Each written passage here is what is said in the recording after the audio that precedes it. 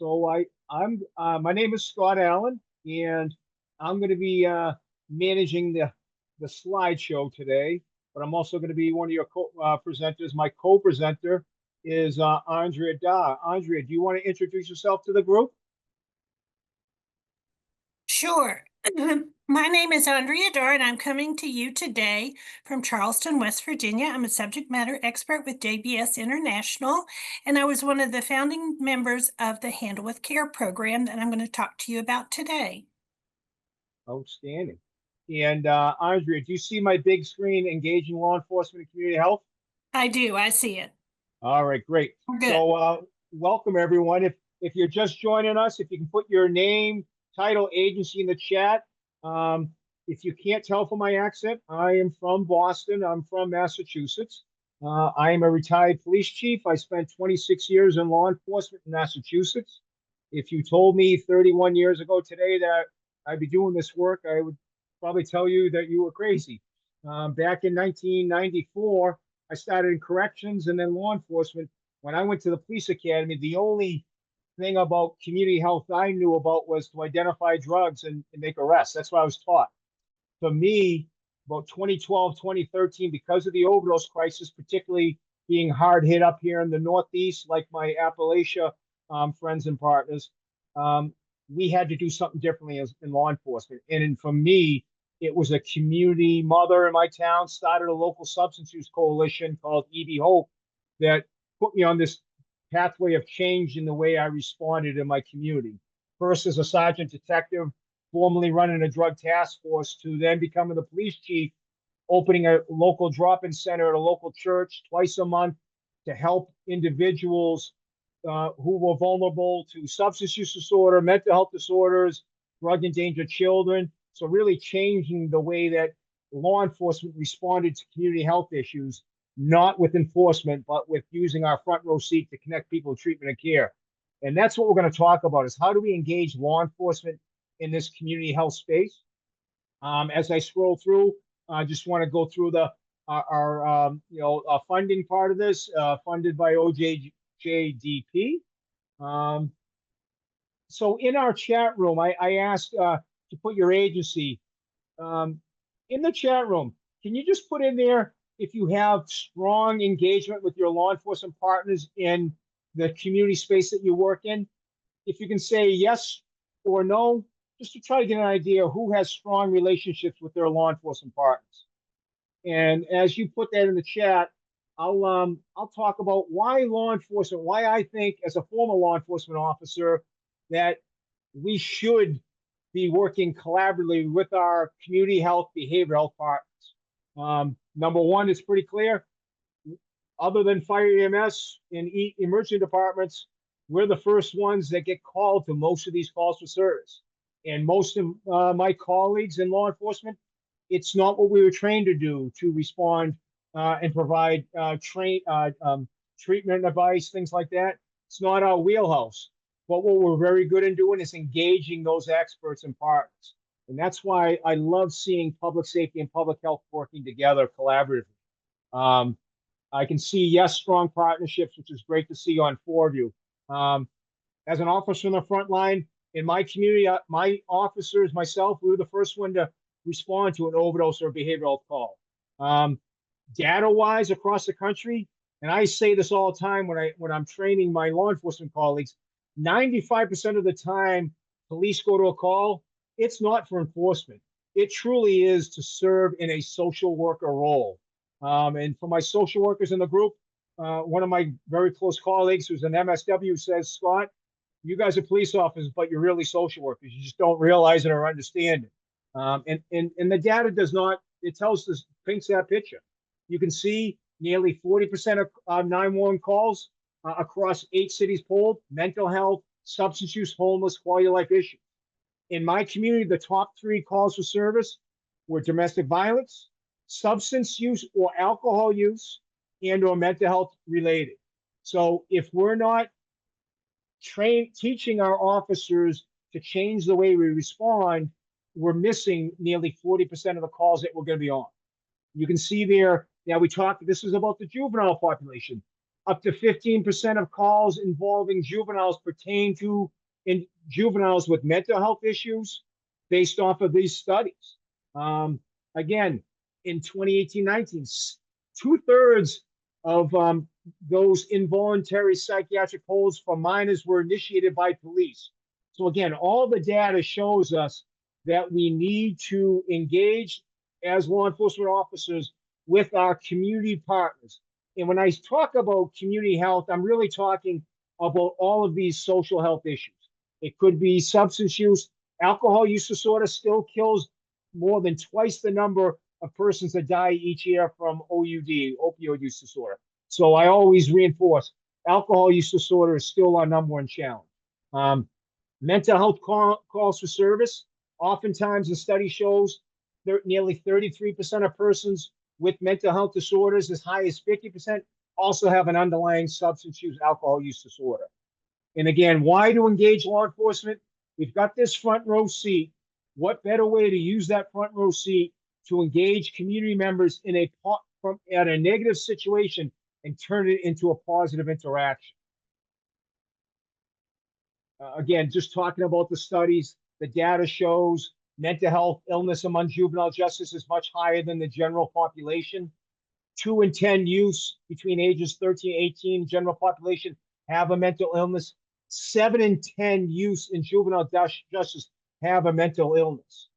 And again, I know the data comes from NAMI, but up to 50% of persons with mental health disorders also have an underlying substance use. So we can't have siloed efforts. We need to respond collaboratively. And you can see the data here, the number of diagnoses. You can see 4 or more diagnoses in juvenile justice settings is 4 or more diagnoses, 30% of the time. And then the other 30% is 2 or more. So we can see that the data shows this. Does anyone know what a co-responder model is? Is there anyone that would unmute themselves and tell me what a co-responder is? Now, I went to school to be a physical education teacher and a football coach. I taught one semester and said to my father, I'm going to be a cop. But teaching is my passion. I teach in the college setting. And if anyone's willing to share in the chat, these co-responder models, they look different in different parts of the country. My partner, Dan Malloy, was the police chief in Coleraine Township, Ohio, right next to the city of Cincinnati. I was a police chief in a community called East Bridgewater, Mass, in Plymouth County, Massachusetts, where we served about 550,000 people. We were a co-responder model that had police working with persons with lived experience and clinicians to deflect people away from the justice system, away from jails. I didn't want them as a chief of police. I didn't want people that had an overdose in my jail in a cell block. I wanted them connected to the experts. My partner, Dale, yes, we got one in Philadelphia, the community responder model. Behavioral health protections go with law enforcement for behavioral. I love it. Thank you for sharing that, Lisa. That's what we're talking about. But every one of these looks different. My partner, Dan, when I met him in 2020, I was telling him, hey, Dan, we do this thing. We got plainclothes police officers, a person with lived experience, and a clinician. He's like, well, what we're doing in Ohio is we've got a uniformed police officer, a uniformed community paramedic, and a behavioral health professional. And when Dan and I got together and we started looking at data, Dan's engagement rate was as high, if not higher, than ours in Plymouth County. And we thought we were doing pretty good, engaging people about 70%, 75% of the time. That 25% of the time, people were either not interested or we couldn't find them. But every one of these responder teams looks different. We have some that don't involve any law enforcement. A lot of them as I work with. But we use those law enforcement principles to teach those co-responder teams. Now, as a former law enforcement, I would advocate that always want to have your law enforcement partners as part of that collaboration because they have that front row seat. So the quick response model, every county in Ohio had one. They're in Kentucky, West Virginia, where Andrea is from, and our colleague at JBS, Karen helped create the first quick response team in West Virginia. So it looks pretty different across the country, but they have the same mentality. we're responding collaboratively to help connect people to resources. And you can see here in Plymouth County, we were unique because we actually got all 27 cities and towns, including Bridgewater State University Police Department, to be part of our collaboration. So that if you were anywhere in our county, we would have an outreach team available for you. So if you were in the city of Brockton, but you were from Plymouth, 25 miles away, we would still connect those people through our initiative. And again, judgment-free, compassionate, bringing law enforcement in a different light. Our partners in Lexington, we do a lot of work with. They have a community crisis co-response team. It sounds like very similar to what Lisa has in Philadelphia, and then also Leslie here in Orlando. I love seeing that, Leslie. Again, I always say, don't cut off your partners in law enforcement, embrace them. Now, maybe they don't go out on the lead, or maybe they do, but at least have them be part of the collaboration, because we have a lot of teams that have 5 or 6 agencies that are part of an outreach, but only 2 go out in the field. The other 4 are there to provide their expertise. Your law enforcement partners know the houses that have risk factors. They know where there's going to be dogs. They know where there's going to be potential violence. So we can utilize them for those purposes. Now, I talked about a co-response model. Our Plymouth County model was built off of responding to an overdose after an overdose, and then it morphed into this community health initiative. But we also have this initiative called the Situation Table. The first table was created in Prince Albert, Saskatchewan, Canada, 2011. It was built off of a model from Glasgow, Scotland. And what the tables do differently in a co-responder model is we don't wait for something to happen to go out and get a referral. Collectively, we look at risk factors and we look upstream, and we meet weekly to talk across all the sectors and say, what individual, what family is at risk? And if we don't get out there as a community engagement partners, harm's going to occur. And that's what the table does. There's 125 of them across Canada. There's over 40 across the United States now. The first one to launch in the U.S. was in my state, Massachusetts, in Chelsea, Massachusetts, right next to the city of Boston. Boston has 5 tables. Plymouth County has 4. I'm highlighting our Springfield table because they're very rural, about 8,000 residents. They have city problems in a rural setting in upstate Vermont, up in the mountains. They launched their table. The champion was the police chief, Chief Burnham, who's just a great leader. But he had all the buy-in from his behavioral partners, his persons with lived experience, his peers, recovery coaches, his behavioral providers, the hospitals. By bringing them all to one table each week, what they're able to do is to look at individuals and families, usually about 2 to 3 situations a week, and then they put together a wraparound team through this process that goes out and engage that individual family. And then the following week, they have to report back an update. Not that they solved all the problems, but that the table has connected with that person or family, and we have them on a pathway to success. And that's what the tables do. We now have 8 tables in Vermont. I want to say there's almost 20 in Massachusetts. There's about 8 or 10 in Kentucky. There's 2 out in Oregon, 1 in Nebraska. We're seeing this model, and it complements the co-response model. So if you've never heard of the table, I just wanted to introduce that to you. All right, so why are you listening to Scott Allen? 26 years in law enforcement, 4 years as a police chief, most of my career as a sergeant detective running a drug task force. In 2014, because of an incident that happened in Missouri, Ferguson, Missouri, at the time, President Obama put together the president's task force on policing. And he brought all stakeholders together and said, how do we improve the way we're policing in 2014? And what that group came up with, and it was a group of professionals across the country from all sectors, behavioral health, public safety, community groups, persons with lived experience, justice involved experience. And that group of leaders came up with this pretty detailed report. And what they came up with 6 pillars of policing that we were going to start. And at the time, I was still a sergeant getting ready to get promoted to chief. And we were studying this because it really resonates with what we're talking about today. So this is 2014. They came up with 6 pillars. building trust and legitimacy.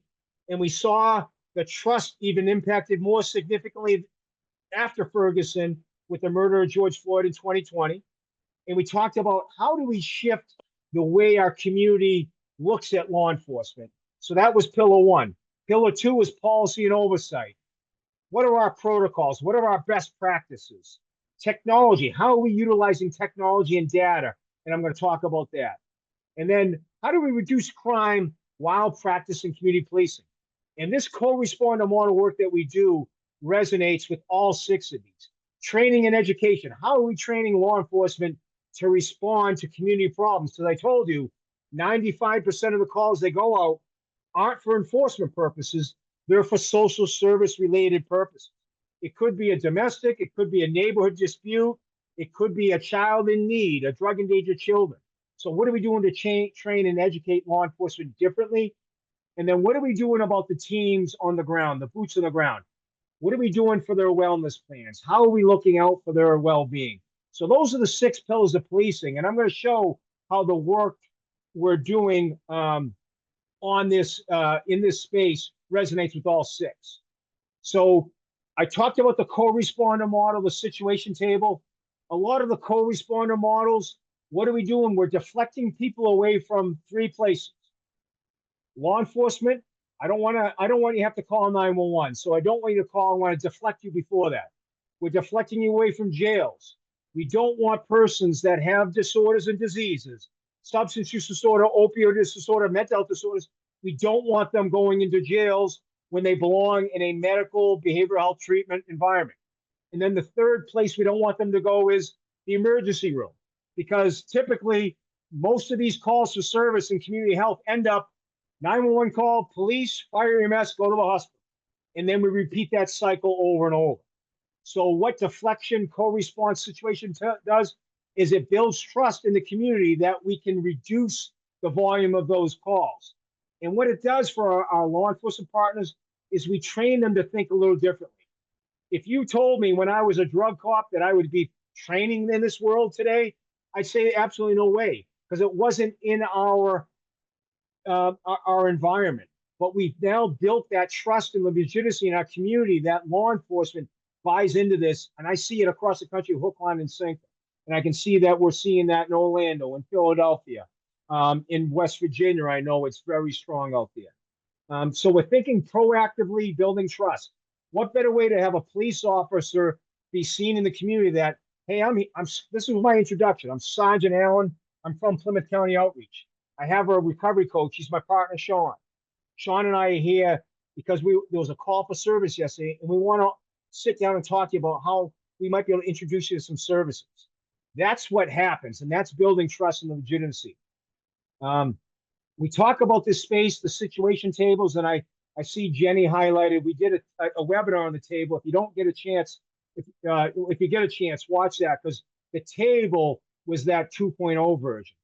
But policy and oversight, situation tables have fidelity, 15 years of proven fidelity. It's been researched, it's been peer reviewed, it's published. We have protocols that we follow. Deflection is fairly new within, say, the last 8 or 10 years. When I started with our Plymouth County initiative, there was no playbook. We had to create it on the fly. But over the last 10 years, across the country and across the field of us, we've been able to build some real good practices, and that's through policy and oversight. So we're not just out there randomly doing stuff. Andrea is going to tell you about handle with care and talk about drug endangered children, drug exposed children. We have protocols on that. So policy and oversight is critically important, and we're practicing it in this deflection space, particularly with youth. Because with youth, what I find a lot of times is we have privacy concerns, and then they get even heightened more so with juveniles. So how do we share information across sectors? And we do it through policy and oversight, memorandums of understanding, data sharing agreements. Technology, and I say it in full disclosure, I'm a closet data geek. And Jenny or Cody, tell me as I'm getting ready, I need to wrap up, because I talk a lot. I talk quick. I hope you're all able to hear me with my Boston accent. But data is important.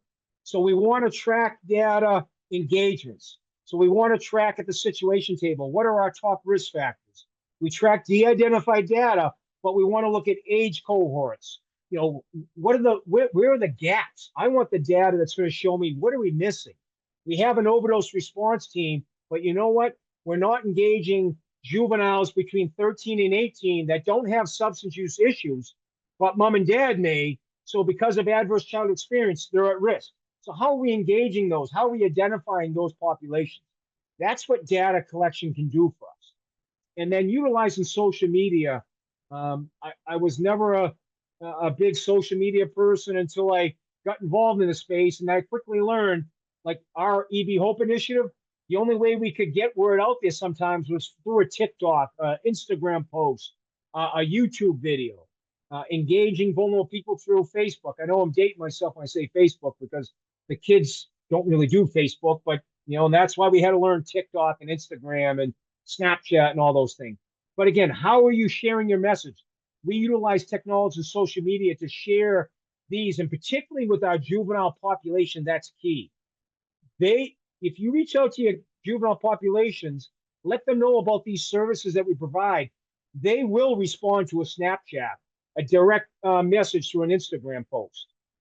And then these deflection co-response situation tables, I have data that can show you they're going to reduce juvenile police engagements. In one of our tables in Holyoke, Massachusetts, a city of about 50,000 residents, their number one referral agency is the school districts. They're bringing forward juvenile situations on the average 2 to 3 a week that they're putting together those wraparound teams to engage the juvenile. But then what that does, because we're bringing all the other stakeholders together, they're able to help mom and dad or sister and brother, the family members that live in that home. That might be the underlying cause of why the juvenile's at risk.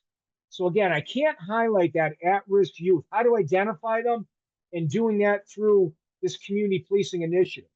And again, we have a study out in Montgomery County, Ohio. They have a co-responder team, public health, police are involved. We have 5 years worth of data. What we can show over those 5 years is that overdose deaths declined significantly, justice involvement crimes reduced, violent crime reduced significantly. The more that the teams engage with a person, the more savings on the Medicaid healthcare side. So the study actually shows if you engage a at-risk person, and this includes juveniles, the first time it's a $17,000 savings on the healthcare side. The second engagement with the same person, it goes to $44,000 or $42,000. The third time with the same person, it jumps to $84,000. So what it shows us is people aren't going to we're not solving people's problems in one engagement.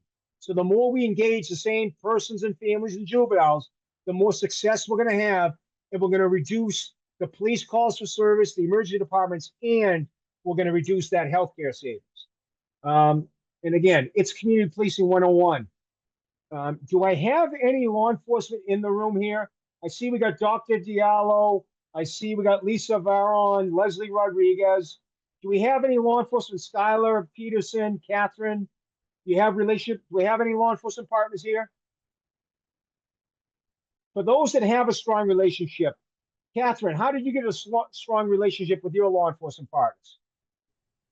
So the majority of my career has been working with kids, and we began explorers programs with the police departments. Love it. We did that, and then most recently, and this is super cool, Bluefield Police Department rolled out the Copsicle truck.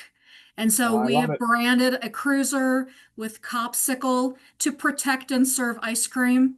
And he's out in the community, popsicles, ice cream, meeting with kids, playing basketball. Love it. Absolutely love it. Thank you for sharing that. Sorry to put you on the spot. You're fine. I love engagement because that's important. But just so, like in my department, my school resource officers, I had 2 females and a sergeant male that oversaw them. All 3 of them were part of our co-responder team, but they were also part of the school collaboration. It was one and the same. And that Handle with Care initiative that Andrea's going to talk about, it we implemented in 2017. They still do it to this day, and we're almost 9 years into it. It's a way of using that front row law enforcement seat to work together to address the needs of kids that will be endangered They don't have a drug problem, but they're in a home where drug use occurs, alcohol use occurs, violence occurs. Other training education that we highly recommend doing collaborative with law enforcement, life skills training. My SROs were co-trainers on that with their teaching partners. And then that trauma-informed juvenile initiative. I love that, the community engagement stuff. Everything and anything we can do, we would have students on our advisory board. We want to hear from the students. Hey, this is what we're thinking of doing in the community collaboration, but what do you guys think makes sense? So we get that input from the students. So I really value that. And again, all of these initiatives, we're talking about that trauma-informed approach. It's going to build trust. It's going to engage upstream and be preventative. And we're doing it together, not in silos. And that's the biggest thing I see. And lastly, on those 6 pillars in this world that we're doing, deflection, situation table, every training we do, don't forget about the frontline responders. How are we looking after you? What are we doing for your wellness plan? If you're a supervisor, are you doing a weekly check-in with your team? Because think about it, all the work we're doing, at-risk juveniles, their family members and loved ones, grandparents raising grandchildren, that's a lot on the shoulders of your teams or you that are doing the work. So what are you doing to cope in those coping mechanisms, those skills to help yourselves to regulate your own emotions? Again, I talked about data, different data sets, school discipline data. What we saw in East Bridgewater, my community, when we implemented Hand with Care, the superintendent, who's my wife's best friend, and we all went to school, college together, so it was easy buying to get the school bought in. Since 2017, they've never disciplined or had to discipline a Hand with Care referral because their team has now been better equipped in advance to engage or be ready to engage that individual, that juvenile, and then be ready for mom and dad. We've seen we look at juvenile arrest data. My goal is that I don't have any juvenile arrests. My school resource officers were not allowed to make an arrest unless it was absolutely a last line of resort, because I wanted the schools and the juveniles to see them in a positive manner. Now, if they had to put on the police hat, they would, but very rarely.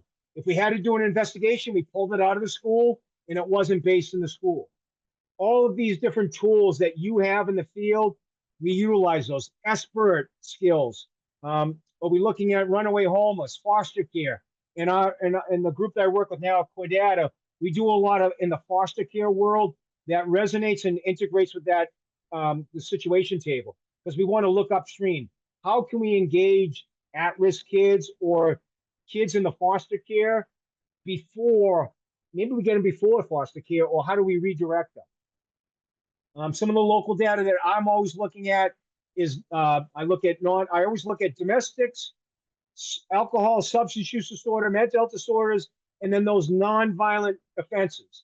A lot of times what we'll find in police computer-aided dispatch systems is we start to look at the data and it resonates with that. 95% of the time, it's not enforcement, it's social service work. So then how do we work collaboratively together? How do we get that buy-in? We do a lot of community mapping. I'm going to let Andrea talk about the Hand with Care data, but that data has been real impactful, because now what we have is we've got data from different sets, but because we're all working across the same table, we don't have to go to different places to get the shared data. It's all in one place. This is that Holyoke, Massachusetts situation table data that I showed you. So they've had 117 situations. So that's an individual or a family, but a family situation can involve multiple people. They've had 117 over about 2+ years. They're doing about 2 a week. Now you can see their target population is individuals, and in particular, juveniles 12 to 17 years old. So they recognize that these juveniles are at risk. So what better way to utilize the table, to bring them forward to the table to see what providers aren't there to help them. Now, the second biggest group you can see is 30 to 49-year-old. What do 30 to 49-year-olds have? Children, right? So the data shows why we need to work collaboratively and why law enforcement can play such an important role in engaging these juveniles. Again, the focus of this is to talk about the juvenile population and how law enforcement can be such a critical partner. What I find is that there is like I was the champion in my community, but I wasn't that champion 30 years earlier. But every department has those champions. Sometimes it's the school police officer. Sometimes it's like that one officer that everyone knows. They kind of call him the mayor of whatever, but everyone goes to that person or her. Now, those are the officers that we identify, and then they become the ambassadors in their departments. So if you're struggling to get law enforcement as part of your collaborative response, find the one or two champions and then let them serve as the ambassadors back in their departments. What we do a lot of times is we go out, we do roll call briefings. We'll go out there with our community partner teams and deflection, co-response, or the sit table, and we'll do the roll calls at the midnight to 8 shift and then the 8 to 4, 4 to 12 shift. And we'll say, hey, listen, did you guys know all these community partners existed? Most of the time, the officers say, no, we didn't. Now that you know about them, hey, we've got a way that you can connect with them and make referrals to these responses. Time and time again, I see the department say, hey, since you did that roll call briefing, we've had referrals go through the roof, which is what happens across the country. A key part of this is to do this collaboratively with your education partners. It shouldn't be, hey, the police are going to do their thing, the school's going to do theirs, and the behavioral health partners are going to do their thing. No, let's do it all together. Let's meet monthly. Let's get in the same room. Let's break bread. Let's have lunch. Let's talk about what we can do together, what each of us does well, and then what our gaps are so that we can look to other partners to fill those gaps. The other thing we always do when we have these co-responder teams, we start off in pilots. Like Plymouth County Outreach has 27 cities and towns. We didn't start with 27. I started with 3 or 4 in my region. My partner Mike down in Plymouth started with 3. And then what we did is we built 2 small collaboratives. We got the law enforcement buy-in. And then we went to the chiefs of police. We went to the emergency department doctors. And then we went to our behavioral health executive directors and said, hey, can we have a bigger meeting with leaders? And we said, we want to roll this out across the county. But that took about 2.5 years to do countywide. And then utilize all these different tools.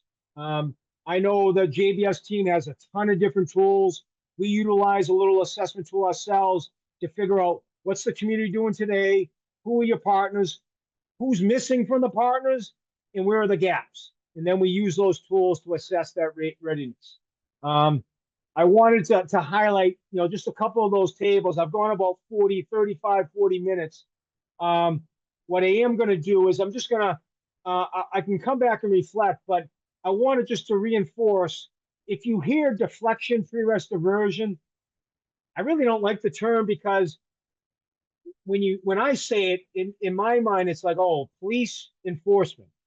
That's why I like to use community health a lot, but I recognize the field has brought this forward as a deflection initiative. But think of any initiative that can deflect an at-risk juvenile away from the justice system, away from the emergency departments, away from police calls for service. And that's what these deflection programs are. Situation tables, very similar. But what I have found is tables bring even more partners together because we meet weekly. We only do 2 situations, 3 a week, and they're very action driven. We follow a script, and each week what we're seeing is we identify a family situation that has the juveniles are going to get their needs met, but then the adults are going to get their team.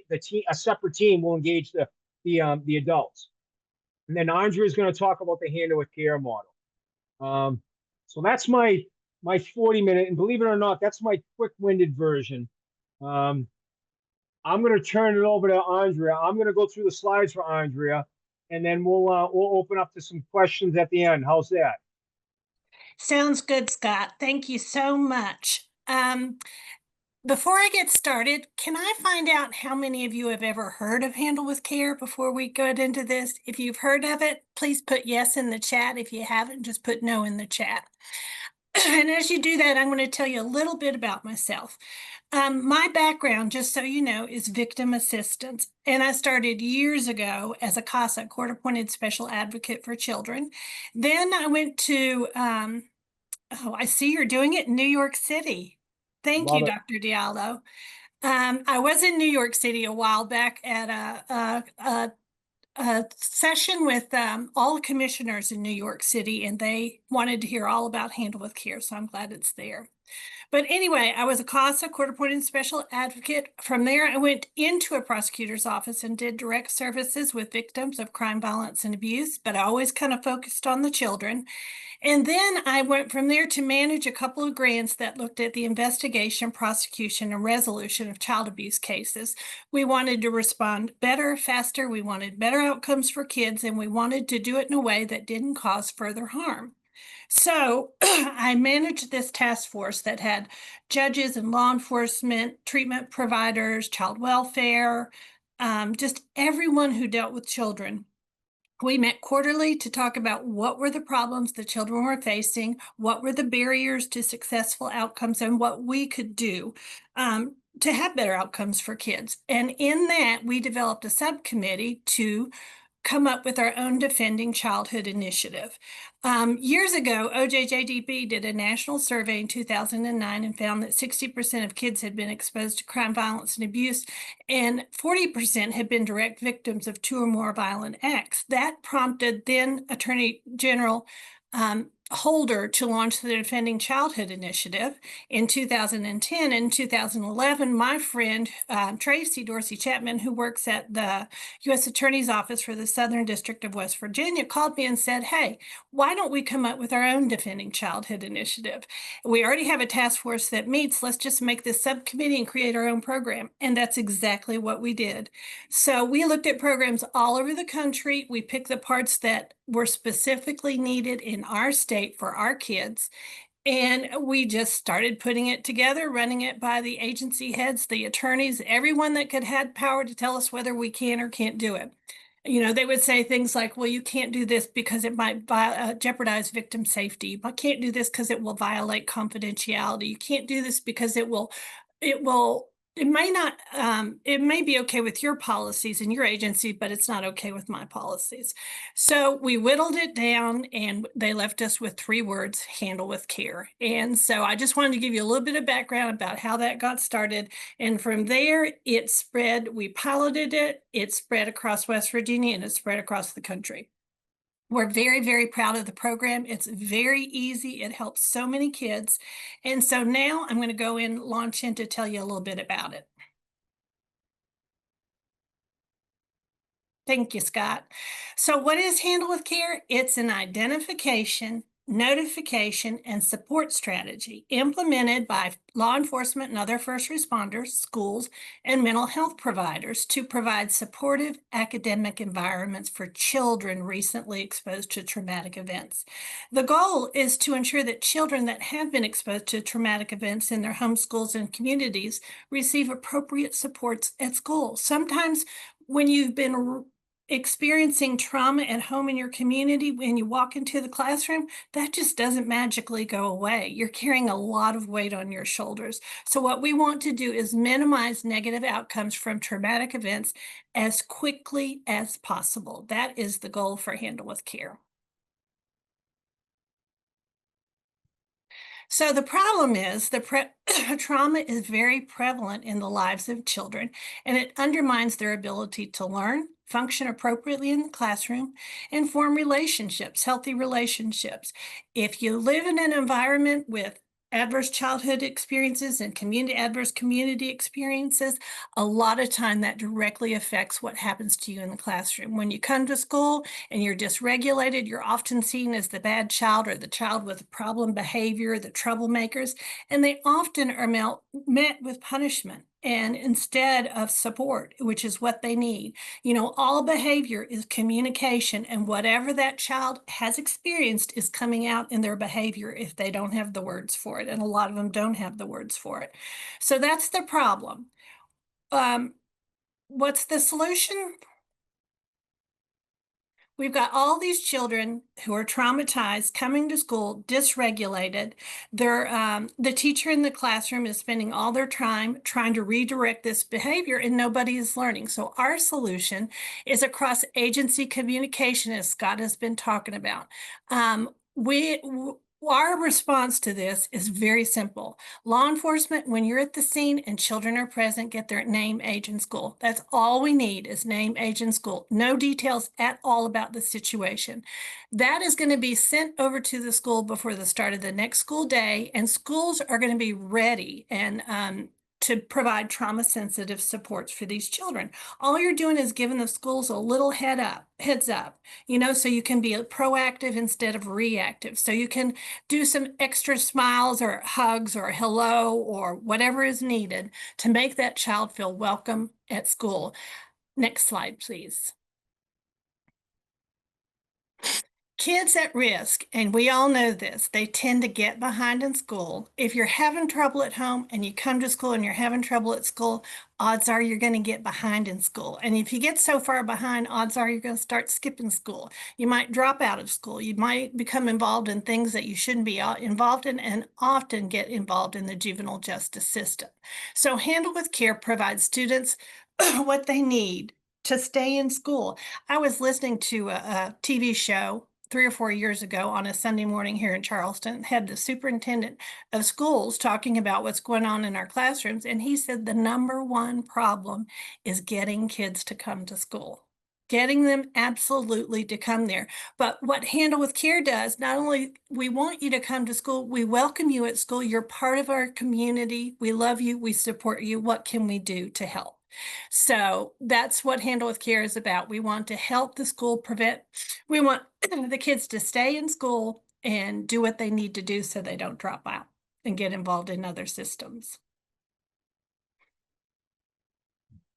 So what is the process? It's a 3-pronged process.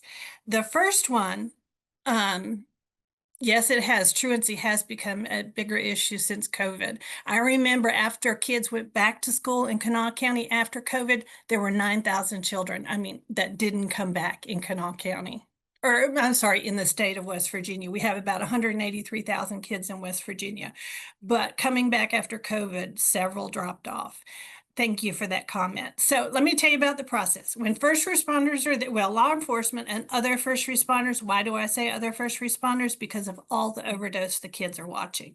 So first responders, when you're at the scene and there are children present, all we want you to do is get their name, age, and school they go to. And each community decides for themselves what mechanism they will use to send that notification over to the school. Might be an email, might be a text, might be all kinds of things, but you got to figure out what works in your community, and the community has to decide how to send that. So you're going to send that notification over to the school before the start of the next school day, right? We want to prevent that meltdown in the classroom before it starts. That's why timing is so important. The second part of our program is schools being able to provide trauma-sensitive supports for identified Handle with Care students who exhibit the need for a little extra support. So school staff, learn about trauma. What does it do to a developing brain? What does it look like in the classroom? And what can you do to mitigate the negative effects of that trauma so that child can feel safe and learn? The third part of our program is accessible mental health services. So for kids who need it. And we found that when we piloted this, about 10% of the kids really needed to talk to somebody. So with parental permission, let's have accessible services. We actually got a little room at the school where we piloted this. It was full of boxes and a microwave, and they cleaned it out. And that was the mental health room. And it was all set up kid friendly. Actually, the inmates at Mount Olive Correctional Center in West Virginia built the little table and chairs and provided everything in that classroom. They never thought they would be able to help a child from inside the prison, but it was just a win-win for everybody. So accessible mental health services. We know that a lot of times the children's appointments are not the priority in the home. A lot of times parents are working 2 or 3 jobs to keep the lights on. A lot of times transportation's an issue. So we don't even want to go there. We want our program to figure out how to make those services accessible for the parents that want them. So it's a 3-pronged process. The 4th prong never really got fleshed out, but it's know your resources in your community, know who to call, know what services are there to help the families get stabilized. So children experiencing trauma at home have trouble at school. There's ACEs. Before you were 18, were you physically, emotionally, or sexually abused, physically, emotionally neglected? Did you live in a home with substance use, mental health issues? Did you live in a home with intimate partner violence? Did you have a parent that was incarcerated? Did your parents divorce? Those are the things that are inside the home that can be very traumatizing to a child.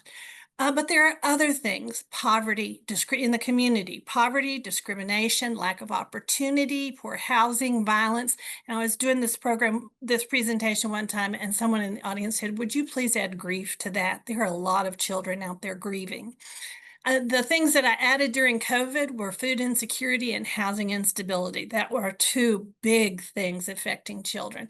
And of course, lack of access to technology when they were remote learning and they didn't even have a way to do that, and lack of access to primary care. So there are a lot of things that can create adverse situations for children. And what happens, you all know the ACEs, you all know 61% of adults have had at least one ACE and 16% have had 4 or more. But look at that third bullet. It can affect student learning and behavior in the classroom, as children with 3+ ACEs are 5 times more likely to have attendance issues, 6 times more likely to have behavioral problems, and 3 times more likely to experience academic failure. So there's a direct correlation to adverse experiences with children and outcomes at school. We know the entry points to the juvenile justice system. Trauma at home, coming to school, getting behind, school failure can turn into delinquency, can turn into criminal behavior, can turn into incarceration. Why don't we just go to the very top of that upstream? When children are traumatized and we know they're experiencing some sort of event, if law enforcement is coming into their home, let's help them there. We can identify them now with Handle with Care. We can provide supports. We can welcome them at school and give them the supports that they need.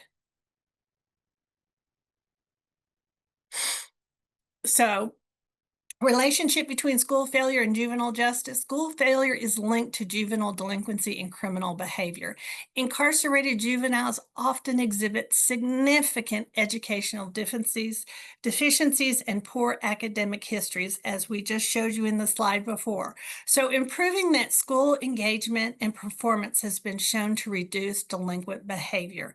We want to keep kids in school. I know it sounds odd that keep saying that over and over and over and over, but if we can keep them in school, if we can keep them learning, not only history and arithmetic and reading and writing, but they're learning time management. They're learning all kinds of life skills at school to be on track to be successful. So we just want to keep that child in school the next day, the next week, the next month, the next year, and we want to get these kids to graduation.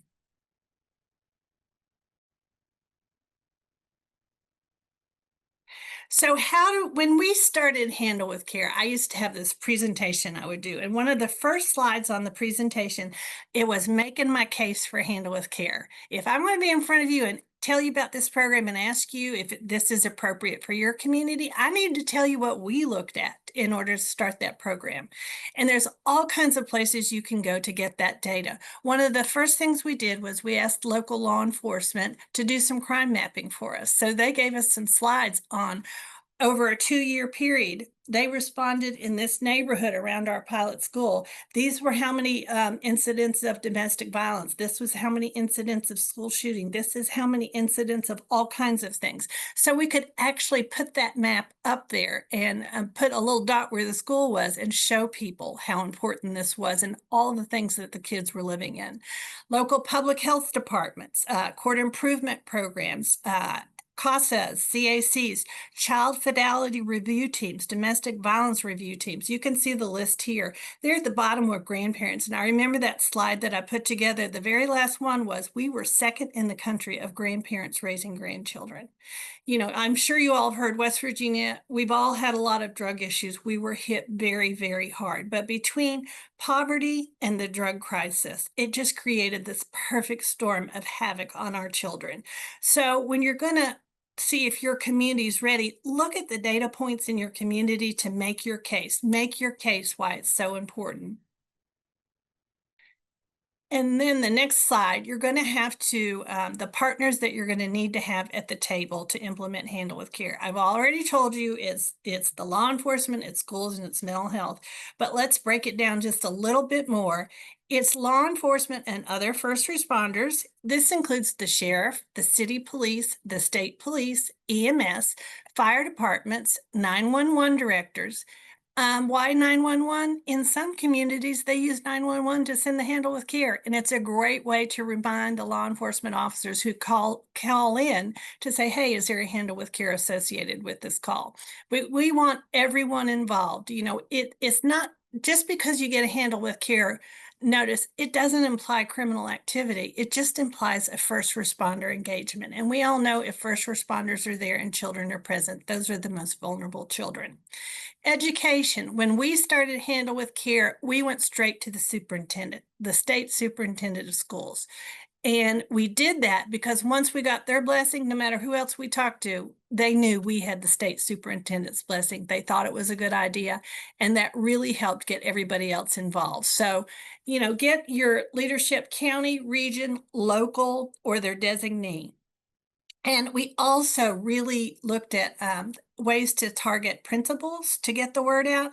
And I learned through this process that a lot of principals in a county will have monthly principal meetings. So we just got ourselves on that agenda to share that information. And we invited our law enforcement with us and our mental health providers with us. And then again, mental health providers, both the comprehensive community provider and sole practitioner, who is willing to have accessible mental health services. And then if we could go to the next slide. If we don't have accessible mental health services, who are the partners in our community that can help us? You know, who can provide these services in their agency or provide transportation, but also who can just help support and promote the program? So that was super helpful that we identified this list and we went to all of them and we asked them, you know, we told them about Handle with Care. They love the program and they asked how we could help. And I'm like, just ask your county, are we practicing Handle with Care? Can we practice Handle with Care? This is what it is. So child care serving agencies, we included those in our notification early on. After school networks, family resource networks, drug-free community organizations, they have all the players already at the table that you need for Handle with Care. CASAs, CACs, court improvement programs, go to your law enforcement training councils. You know, here, all law enforcement officers have to go through the academy, state police academy. So we just got Handle with Care in there. So let's give them the information right off the bat. Local civics organizations, Lions clubs, Kiwanis clubs, all those love to give back right there in their community. So if you want to set up some sort of Handle with Care mental health room at the school, maybe you reach out to them to help you get the tools that you need in that. Diversion programs, probation. Probation asks all the time if they can participate because they're in those homes, they see what's going on, and they want to send a notice to help the kids that really need it. Next slide, please. So engaging law enforcement, we were so lucky because we had the U.S. Attorney's Office for the Southern District of West Virginia on our team. And so when we sent the invitation, it came from him, law enforcement showed up and helped. As Scott was saying, find your champions. And what is the big sell for Handle with Care that makes it so important is because, as Scott called it, the front row seat, which I hadn't heard that before, Scott. I love that. They do. If they are there and children are present, those are the children that most at risk, but they've never had a tool to use to do anything with that information. And we, on the other side, social workers and everyone else were like, please work with this. You know, can you share information? They did not have that tool. Handle it. All they had was to make a mandated report to CPS. And a lot of times the kids in the home didn't rise to that threshold. Consequently, they were never identified. They never got services. They're there in the home. Oh, and with first responders coming in over and over and over, but no way to help them. So Handle with Care is another tool in the toolbox. And all we're asking, this isn't hard. This isn't time consuming. All we ask is name, age, and school. and the community will figure out how to get that to the school before the start of the next school day. That kid's going to be flagged, so to say, right even before they get to school. Teacher's going to know, oh, that kid might have had a rough night. I'm going to make sure they have some breakfast or something to eat. If they're tired, maybe we let them rest in the nurse's office. If they don't have their homework, there's probably a reason for it. If they bomb a test and they usually do pretty good, maybe you're going to let that child retest. But, once you get that notification, you turn on that trauma lens, and your interaction with that child is just a little bit different, a little more empathetic, and a little more supportive. Engaging law enforcement. As long as I've been doing this work, that's always been an issue, and Handle with Care has just opened the door for this interaction. I had a Handle with Care coordinator in Morgan County that said, people just don't understand. Handle with Care starts conversations in your community that you would never have had Handle with Care not been in place, because it's getting you to interact with the people that need to interact to do a whole, to help the child. So Handle with Care also for first responders. One thing I know, Scott, one thing all of you, which causes so much vicarious trauma, is being at the scene, seeing children in very difficult situations and not being able to do anything to help them, and leaving and wondering what happened to that child. Well, Handle with Care is going to really help alleviate some of that, because you're sending that notice and you're identifying that kid to get some little extra services. It improves relationships between law enforcement and the community by supporting children at the scene. So like I said, find your champion. We had the U.S. attorneys, which helped so much. And that really opened the door for other law enforcement to understand, well, it's important to him. It must be, a pretty good program and important to us. One thing we did poorly when we started Handle with Care is we didn't realize that we were asking law enforcement to do something for us, but we were giving them no feedback. No one wants to be asked to do one more thing if you don't know why or you get no feedback. So part of what we do now is really encourage communities to not give specific information on a specific child, but let law enforcement know, because you all are sending Handle with Care notices. You were able to provide this or that or the other for a kid that really helped that kid along the way. So give feedback to law enforcement. I always say, go into a community and I say, if you have Handle with Care in your community, thank law enforcement for practicing Handle with Care.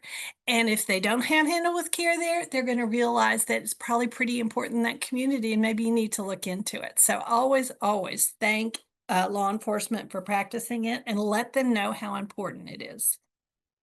Next slide. Benefits. Children don't have to be in trouble to receive services. As I said, before Handle with Care, they were never identified to get services. Handle with Care really solves that problem.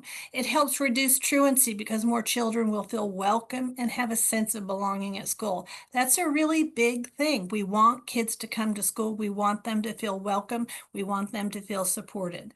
All children benefit from Handle with Care, those that have been identified and those that haven't. If we understand trauma and we're creating trauma-sensitive environments, there's going to be a lot of kids we have no idea what they're going through, but because we have that trauma lens on, they're going to benefit from that. Addressing the trauma and supporting the child will improve the child's social, emotional well-being, decrease problems and disruptions in the classroom, increase time spent learning, and thereby keeping children in school and out of the juvenile justice system. Those are all the benefits and more from Handle with Care.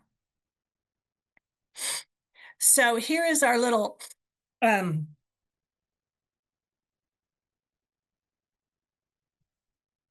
theory of change model. If law enforcement, emergency management services, and fire departments notify school staff when a student is present at a scene of an incident, and if the school has training in trauma and knows what to do and what not to do with that child, then they can identify students who need intervention and provide appropriate supports and referrals to mental health services, thus overall improving students' behavioral, social, emotional, and academic well-being. That's the goal. We want the good stuff to go up, And we want the bad stuff to go down. We want less detention, less expulsion, less problems in the classroom. We want more academic success in the classroom. And if they're not dealing with all that trauma, if we can support that child and deal with that, they are going to have more time in the classroom learning. So law enforcement, school, and the community, building these relationships to help children thrive, keeping them out of the formal juvenile justice system.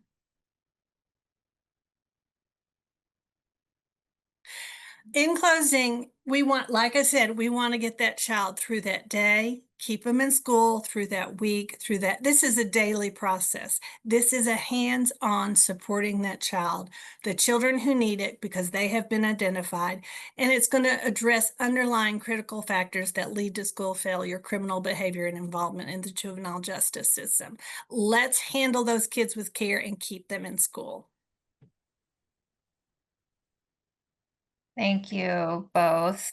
I think good examples of how we can do things differently. And all probably, thinking about your continuum, you may or may not have some of these things or you have them. We decided because of that, what we would do is set up 2 breakout rooms, one with Scott and one with Andrea. So if you'll be able to select if you want to learn more about deflection, or if you have deflection or situation table and you want to pick Scott's brain for a minute, you can self-select to go in that breakout group. If you have handle with care, or you want to learn more about handle with care and how that can fit in your continuum, you can select to go into Andrea's room.